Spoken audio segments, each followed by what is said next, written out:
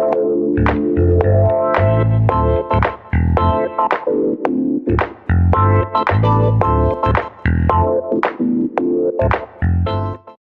and welcome back to a blustery London. There's plenty to talk about.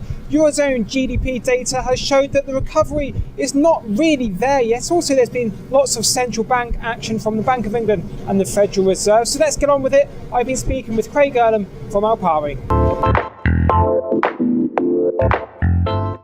We've seen the GDP numbers. There's growth in Germany, small decrease in France, but really I'm wondering if these numbers tell us anything which we didn't know already. Well, I think that's the thing. That's why we didn't necessarily see a huge reaction. We saw a little bit of a sell-off in the euro because we saw those contraction figures in France and also in Italy. But I think all in all, it doesn't really tell us much about what we don't already know and what we're not already expecting. I think one thing that that most people are expecting now with the eurozone is yes, we've exited the recession, but no one's really expecting a huge amount of growth from the eurozone over the next couple of years. I think a positive thing for the eurozone now would be to avoid another recession, and even just stagnation for the eurozone I think would be seen as quite a positive sign. It'd be show signs that they are actually moving forward and that they are dealing with the issues which they've had over the last few years. So I think, like you say, I don't think we've necessarily learned too much. As long as they can continue along this path of at least low growth, then I think it will be seen as a positive thing. One of the most ridiculous things I heard this week was from the European Commission saying it was going to look at Germany's trade surplus. What do you make of Germany's economy? Why should they care about their trade surplus at the fact that they're manufacturing a lot and exporting a lot? Surely a strong Germany is good for everyone, no matter how it comes about. Well, you could say that, but I guess this brings it all back to the question of this two-tier eurozone, where you've got the stronger northern economies, including Germany, where they've got such positive trade surpluses, and they've just got so many things which they can fall back on in tougher times. But I suppose one of the things that's going to make the eurozone move forward as a whole is going to be sharing a bit of that wealth. So it's going to be reducing that trade surplus and at the same time reducing the trade deficits of other countries to make it a more balanced eurozone. And I think that's the one thing they've got to focus on. But right now, I agree completely. I think they've got to focus on keeping Germany as the strong economy, so it can continue to drive the eurozone forward and almost lead by example.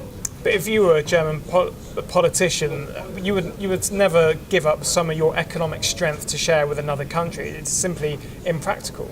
Well, it's certainly difficult to sell to the public and to the other politicians, but I guess the way you've got to sell it then is to say, well, the more we help these other countries maybe reduce our trade surplus and almost like pass some of this on to the other countries, is no more bailouts in the future, no transfers of taxpayers' money to other countries in order to help them out. So I think this is the way they've got to sell it, and sensibly, if they're being sensible, this has to be the way they move forward. Otherwise, we're just going to live with this two-tier eurozone for years to come, and we're going to hit the same issues further down the road where they fall into recession. Certain countries are impacted much worse than others, and Germany continues to remain as strong as it is. So if we finish off by talking about the currency, euro-dollar especially, given what's happening in the US with Yellen coming in, and also I don't know what the future holds for Europe. So how would you say euro-dollar is going to move over the next few months?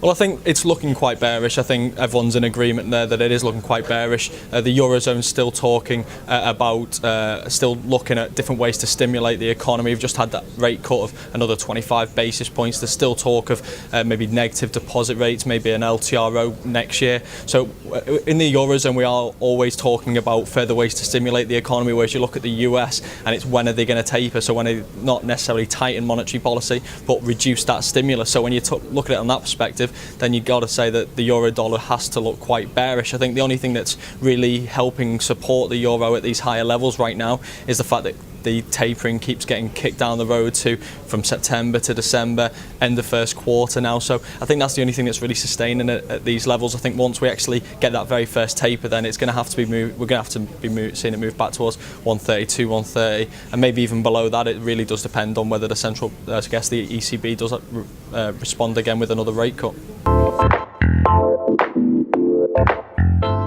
Well, thank you to Craig as always. Let's move on to the central bank situation with James Hughes. So one of the big things we've seen over the last 24 hours in terms of the UK was the jobs number before we get to the inflation report. It's dropped down again, but I just wonder about the quality of the jobs being created, because although we did see a downtick in the unemployment rate, the number of people working part-time is still extremely high. Yeah, I mean, there's an issue, of course, with the unemployment figures because a lot of it doesn't take into account a lot of the part-time workers, a lot of people taking on a full-time job and then having part-time jobs on the side. I think the big issue with the unemployment situation at the moment, and the fact, of course, where we talk about the potential of a rate rise when we get down to that 7% level, is we could see the unemployment rate fall to 7%, and that's true. But the one area that's not improving is the rate of salary rises and the rate of pay. They are staying the same, if not still falling lower. So we could get a situation where Mark Carney and the Bank of England look to raise rates, mortgage payments of course go up, and when we talk about raising rates, we could be talking sort of instantly 2% in terms of a lot of these rates. So with salaries not going up, okay, the unemployment situation is getting better, but the amount of money people earning aren't. So there's a big issue there, and of course, as we say, there's still people working a number of different jobs to pay for things at the moment without the cost of living going up even more. That's interesting what you just said. If we look forward when the Bank of England does raise rates, why doesn't he do it? Why would they not do it incrementally by 0.5, 0.25 every time, rather than 2%, as you say? Well, there's always been a discussion whether you do put this up incrementally or whether it does go up in a lump. And of course, it's seen the fact that what the economy wants to be and what the Bank of England want us to do is get back to a sense of normality. Now, what normality is, we haven't had it for probably 5-6 years, even a little bit longer now. So we don't really know what normality is, but getting back to a sense of pre-2008 crisis level interest rates, where that is what's considered normal. The issue is that they go up too quickly. The problem is if you incrementally move them up, you're going to move them up pretty quickly anyway. So you'll have a 0.5 rise or a 0.25 rise, and then you're going to be maybe seeing that every meeting, or you just go straight away with a lump. The difference in timescale isn't enough, and it needs to be seen, of course, that we're getting back to a sense of normality, and the economy can then grow and continue to get better with a 2% interest rate level. And I think 2% is the level that a lot of people talk about when we do talk about these interest rates going higher. Yeah, Mark Carney's been defending his forward guidance in a way, saying that without it, we'd all be asking him for a rate hike right now. I'm just wondering, in terms of this 7% jobs figure, the same goes for other central banks like the Fed who have this forward guidance. Do you think that they will literally walk in one day, see 7%, and then go, okay, now it's time to raise rates? Well, of course, Mark Carney has come out and said at the inflation report this week that the 7% level isn't an automatic trigger for a rate hike. There's a lot of things that need to happen. The inflation level is a key one.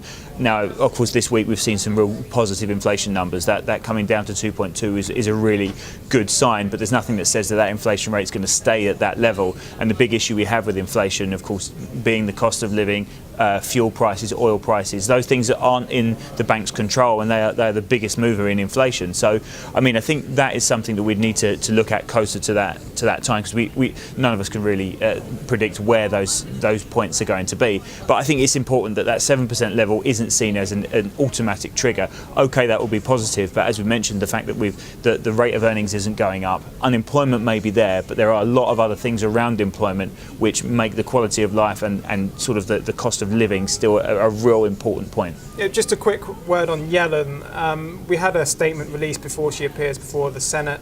Isn't she just Ben Bernanke, but more qualified in a way?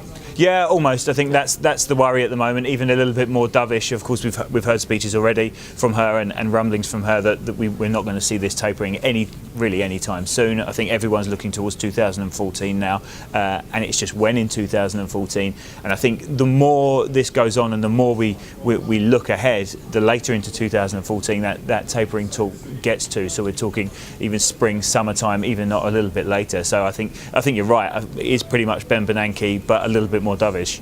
Yep. Just to finish off, so given what we've talking about, does the pound only go north from here? Well, I think at the moment the UK is seen as the shining light of the Western world when it comes to economic recovery at the moment. So that will be seen as a positive thing for the pound. Of course, anything that points towards those rates moving higher quicker than expected, we'll see just strengthen the pound. And when you look at the other currencies, especially the US dollar, everything points to no tapering for a longer period of time. So with those pairs, and of course you look at the euro as well, everything looks towards pound strength and euro and dollar weakness. Well, great analysis from the guys at Al Pari as always. Stay tuned to Dukes Copy TV for more interviews, but for now, goodbye.